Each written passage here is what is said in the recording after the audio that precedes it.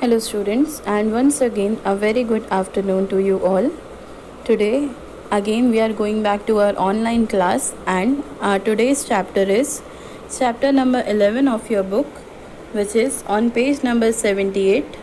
And the name of the chapter is My Father Travels. My Father Travels is a poetry which is composed by Dilip Chitre. Basically, Dilip Chitre is the Indian writer, and his main stream of writing is poetry, fiction, criticism, travelogue and journalistic writings. Means वो एक famous poet भी हैं, वो fiction writer भी हैं. जिस तरीके से हम डिबेट करते हैं, क्रिटिसाइज़ करते हैं किसी टॉपिक के फेवर में, अगेंस्ट में, तो वो एक बेस्ट क्रिटिक भी हैं जो क्रिटिक्सिज्म पे लिखते हैं. ही इज़ अ ट्रैवलॉग, जो कि ट्रैवल के बारे में सब कुछ लिखते हैं. ट्रैवलिंग में आपको किस तरीके से क्या पसंद आता है, एज अ काइंड ऑफ ऐसे जो कि ट्रैवलिंग पर डिपेंड होता है. प्लस वो न्यूज़पेपर एडिटर में जर्नलिज्म भी करते हैं. So he is the editing journalist या फिर editor of a newspaper. So anyhow he writes in English और translates everything from Marathi to English. That is the main speciality of Dilip Chhatre. Now coming towards the blue box. My Father Travels is a touching poem highlighting the ironies of modern civilization. ये जो poetry है my father travels, वो क्या करती है, एक touching poetry है जो दिल को छू जाएगी. और कहीं ना कहीं जो हमारा मॉडर्न यूथ है, मॉडर्न टाइम पीरियड है, मॉडर्न सिविलाइजेशन, उसकी बेस्ड आयरनीस को दिखाता है. मीन्स हम अंदर से कुछ और बाहर से कुछ और. ऐसी कुछ कुछ बारीकियाँ इस पोएम में दिखाई गई हैं. It captures the predicament of an aged man in a dehumanised urban world. और ये पोएट्री क्या कैप्चर करती है, आपकी आंखों के सामने क्या लाती है, एक ऐसा प्री डिसाइडेड फ्यूचर या फिर प्रेडिक्शन जो कि हर ओल्ड एज मैन के साथ होता ही होता है. जब भी वो ओल्ड एज हो जाते हैं तो उनके साथ किसी ना किसी तरीके का फैमिली में मिसबिहेव या फिर उनका सोसाइटी में उठना बैठना कहीं ना कहीं रिड्यूस्ड हो जाता है. इस अकॉर्डिंग एक प्रेडिक्टेड फ्यूचर जो कि होना ही होता है किसी भी ओल्ड एज पर्सन के साथ, वो इसमें दिखाया गया है. और वो बिल्कुल भी ह्यूमनाइज कैरेक्टर नहीं है, बल्कि डीह्यूमनाइज, जिसमें मीन्स ह्यूमैनिटी होती ही नहीं है, ऐसे अर्बन वर्ल्ड के कैरेक्टर्स को वो डिस्क्राइब करता है. The crumbling traditional value system and human relationships add to his woes. और वो जो पर्सन है जो अभी तक ओल्ड एज में नहीं था, जिसने अभी तक अपनी ट्रेडिशनल वैल्यूज़ को निभाना सीखा है, कहीं ना कहीं उसकी ट्रेडिशनल वैल्यूज़, उसकी मॉरल वैल्यूज़ धीरे धीरे क्रम्बल हो गई हैं, क्रश हो गई हैं. उसके जो अभी तक स्ट्रॉन्ग ह्यूमन रिलेशनशिप्स थे उनमें दरारें आ गई हैं, वो भी क्रम्बल हो गए हैं. और अभी तक उसने जितनी भी ओथ या कस्में खाई थी अपने ट्रेडिशन को या कल्चर को या अपने बच्चों को संभाल के रखने की, उस ओल्ड एज मैन की वो सारी वोज या कस्में कहीं ना कहीं चूर चूर हो गई हैं, क्रम्बल्ड हो गई हैं. This poem calls for concern for the old generation as also for the old age values या फिर age old values in meeting the demands of modern times according to our cultural priorities. इस poem में means indirectly क्या show हुआ है, जो older generation के people हैं कहीं ना कहीं हम लोग उनको इन अ सोसाइटी नेग्लेक्ट करते हैं. कोई कहता है कि वो यंग जनरेशन को मैच नहीं कर पाएंगे, कोई कहता है कि वो बहुत ज़्यादा ओल्ड एज हैं तो जनरेशन गैप बहुत ज़्यादा होगा. इसलिए अपनी किसी भी डिस्कशंस में हम ओल्ड एज पीपल से कहीं ना कहीं उनको अवॉइड कर या उनसे दूर भागकर कोई भी डिसीजन लेते हैं. और इस अकॉर्डिंग हमारी जो ओल्ड एज वैल्यूज़ हैं, हम उस अकॉर्डिंग उनको परफॉर्म भी नहीं करते हैं, मॉरल वैल्यूज़ या रिचुअल्स को. तो वही सब कुछ इस पोएम में बताया गया है कि किस अकॉर्डिंग हम अपने मॉडर्न टाइम्स में अपनी सारी की सारी आगे की फर्दर या फ्यूचर डिमांड्स को पूरा करने के लिए, उनको मीट करने के लिए या कॉम्पीट करने के लिए हम ओल्ड एज सारे के सारे अपने वर्चूज़, अपने रिचुअल सब कुछ भूल चुके हैं. और ये सब हमारी जो कल्चरल प्रायोरिटीज़ कभी हुआ करती थी वो अब निगलेक्ट हो चुके हैं.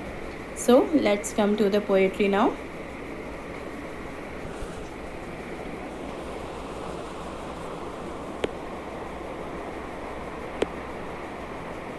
See this.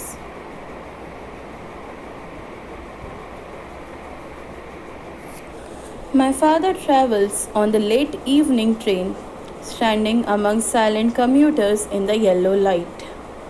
यहाँ पे क्या बताया गया है?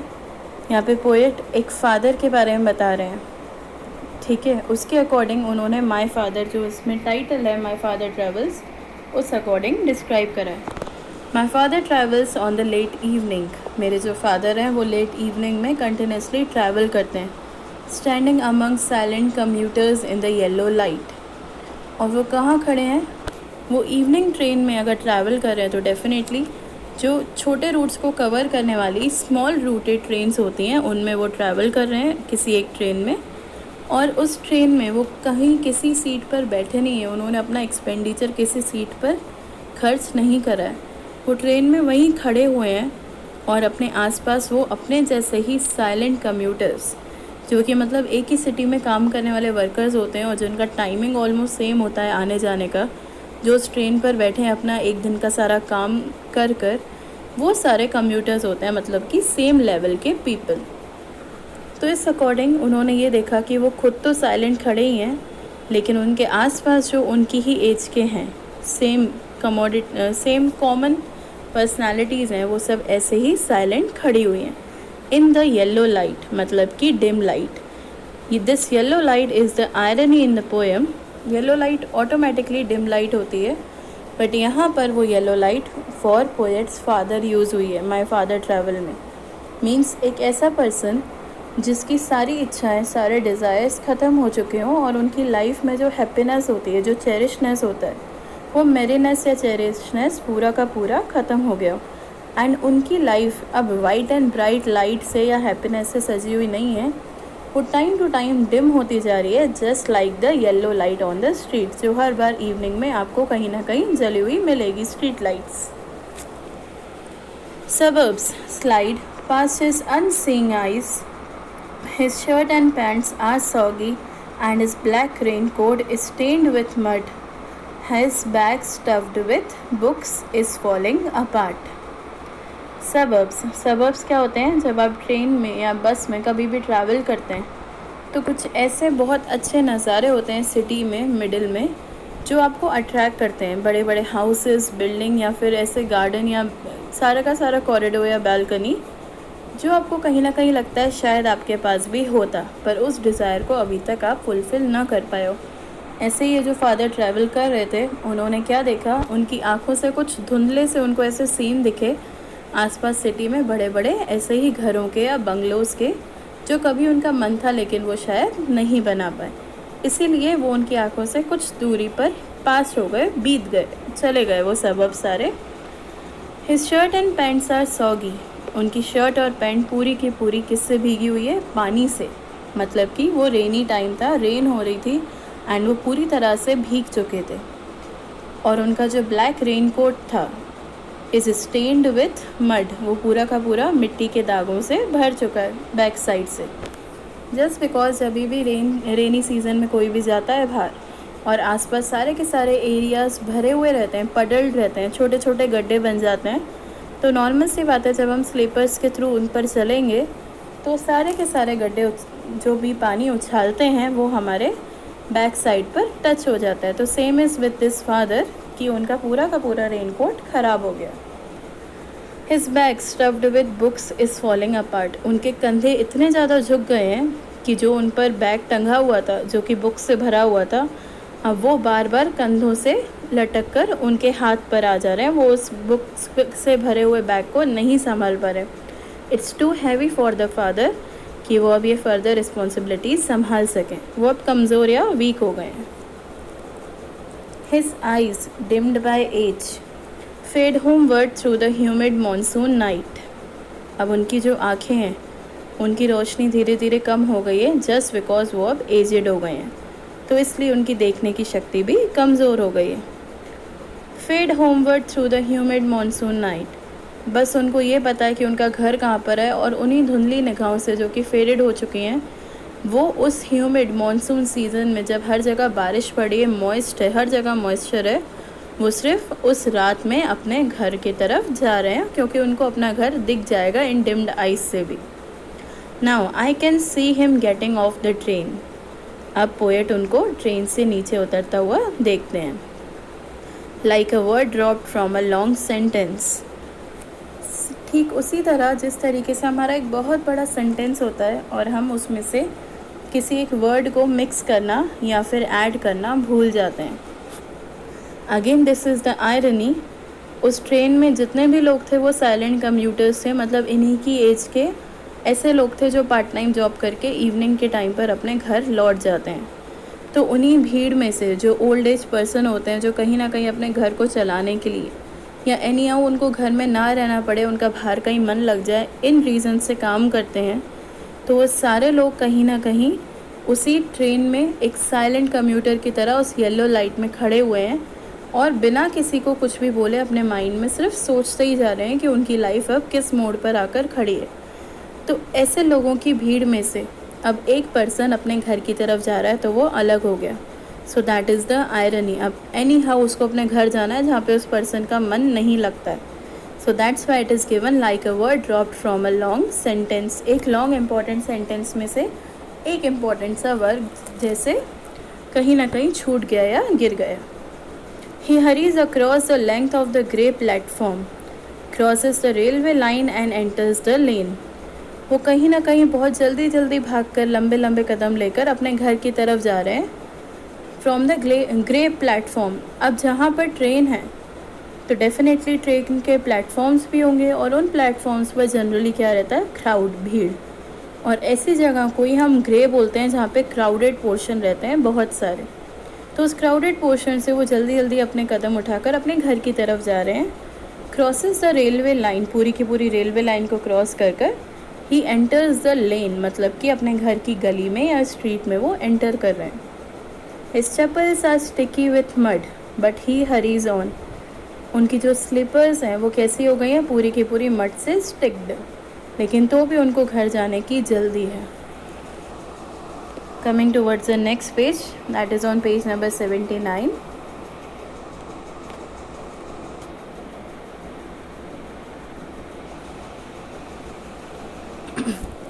Home again, I see him drinking weak tea. वो दोबारा अपने घर आ गए, लेकिन मैंने उनको क्या पीते हुए देखा, उनकी ठंडी चाय। मीन्स अगर वो घर आने में लेट हो गए तो कोई ऐसा नहीं है जो उनको उनकी चाय गर्म कर दे, और उनको एक वीक ठंडी चाय पीनी पड़ती है। Eating a stale chapati, reading a book. और वही वो ठंडी सी एक चपाती खाते हैं जिसको आप बासी चपाती बोलते हो, और अकेले अपनी किताब पढ़ते हैं। उनके आसपास कोई भी नहीं होता, अकेले ही वो चाय पीते हैं जो कि ठंडी हो चुकी हो, बात करने के लिए कोई भी नहीं है उनके आसपास। वो एक बासी चपाती खा रहे हैं, रोटी खा रहे हैं, और अपनी एक ओल्ड सी कोई भी जो बुक है उनके पास उसको पढ़ रहे हैं। He goes into the toilet to contemplate. अब जाकर जब उनके आसपास कोई नहीं है तो वो अब टॉयलेट जाते हैं, जस्ट बिकॉज उनके माइंड में जो भी गहरी सोच है उन सारी सोच को याद करना, क्योंकि उनको पता है कि कोई भी उनकी सोच को या आज का दिन कैसा गया कोई शेयर करने वाला नहीं है। सो उन डीप थॉट्स को या फिर थिंकोलॉजी को अपनी वो कहीं ना कहीं अपने माइंड से निकालने के लिए एक साइलेंट जगह जाते हैं, और वो उनको अपने घर में कहीं नहीं दिखती क्योंकि कोई भी नहीं होता, तो उनको घर खाने को आता है जिस तरीके से हम बोलते हैं। So that's why he goes to the toilet to contemplate. अपनी गहरी सोच को कहीं ना कहीं सोचने या फिर दबाने के लिए वो टॉयलेट जाते हैं, ताकि उनके मन में जो भी है वो कहीं ना कहीं वो भूलने के बाद ही बाहर आए। Man's estrangement from a man made world.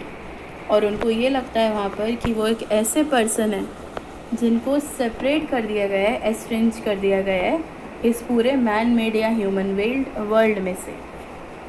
Means अगर ये मैन मेड वर्ल्ड है तो सब जने यहाँ पर मैन मेड ही होंगे, सारे के सारे ह्यूमन बींग्स होंगे।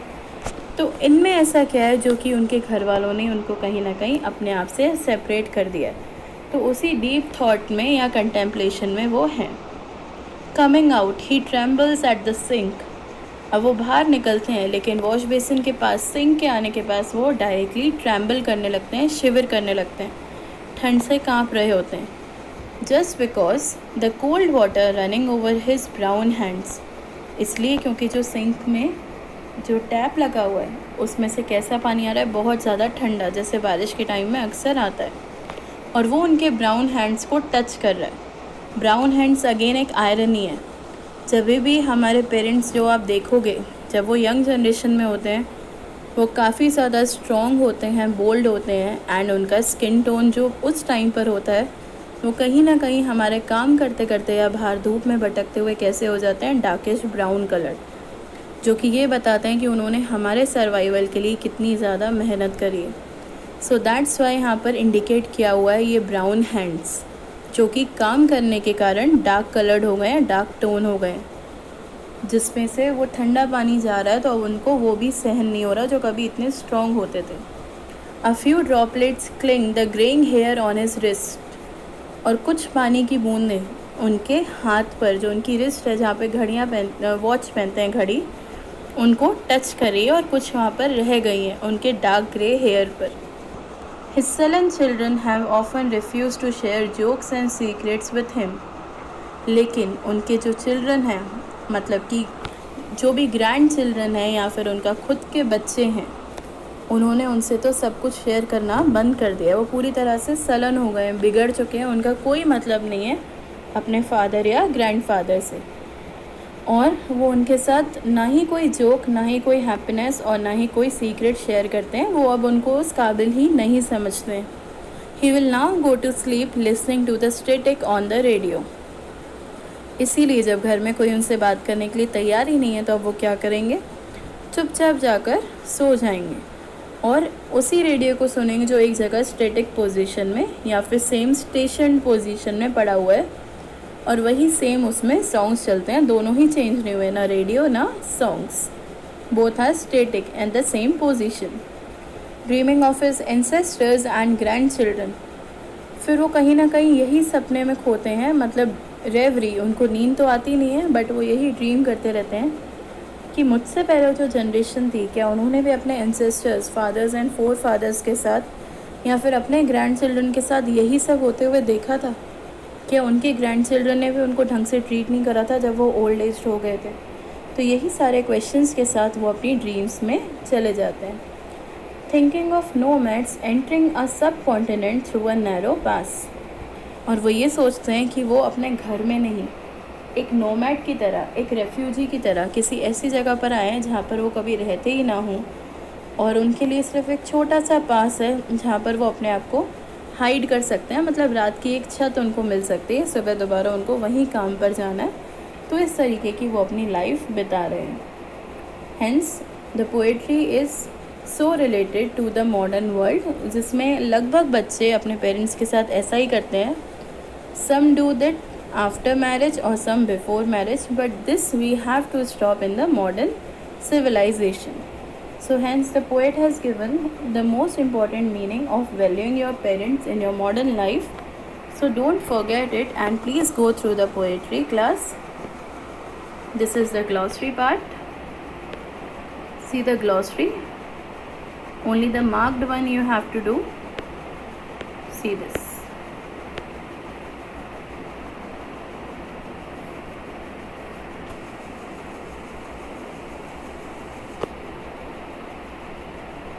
Okay, with this we have completed our chapter 11. Thank you class and have a nice day.